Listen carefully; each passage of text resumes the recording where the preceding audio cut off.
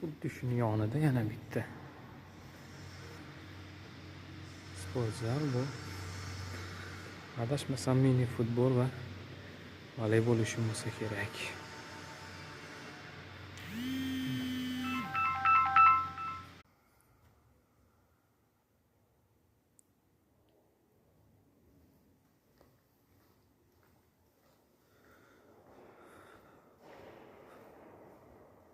Mana shu narsalar havoni tozalab turadi. Ya'ni tashqaridan toza havo olib kelib beradi. Ichkarida tabiiy hidlarni nimalarni olib chiqib ketadigan nimalari ham bor. Funksiyalari.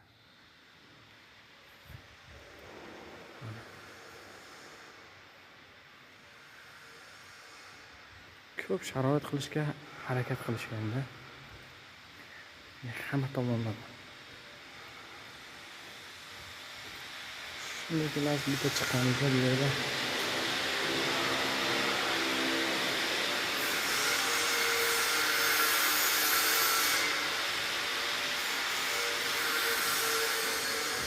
murabbiylarni dushoviy kabinasi cho'miladigan joy. Yana bitta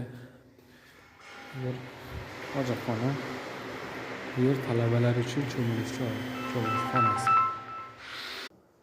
Bu yerdan chiqdik. Bu yerdan chiqqaningizda bu tarafda ayollar uchun maxsus nimalar bor. Ayollar, qizlar uchun. Mana ish jarayonlari ketyapti ichkarida.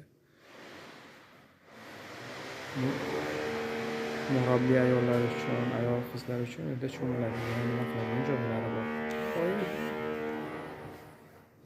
Bitta chiqqaningizda bu yerda aktivniy zal.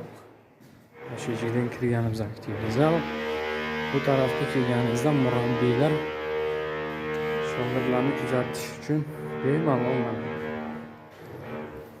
Murabbiylar xonasi, bu yerda stuli, bu yerda nimalari bo'ladi. Mana hojatxonasi. Dushovoy dushi cho'miladigan xonasi.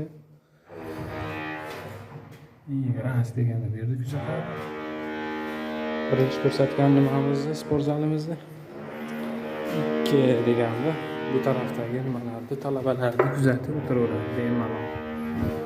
Qo'yib shuni chiqib shogirdlarga ko'rsatma beraveradi. Qolib ketmasdan ko'rsataylik. Oldingi va hozirgi holatini bir ko'ringlar. Oldingi videolarda ham bor edi.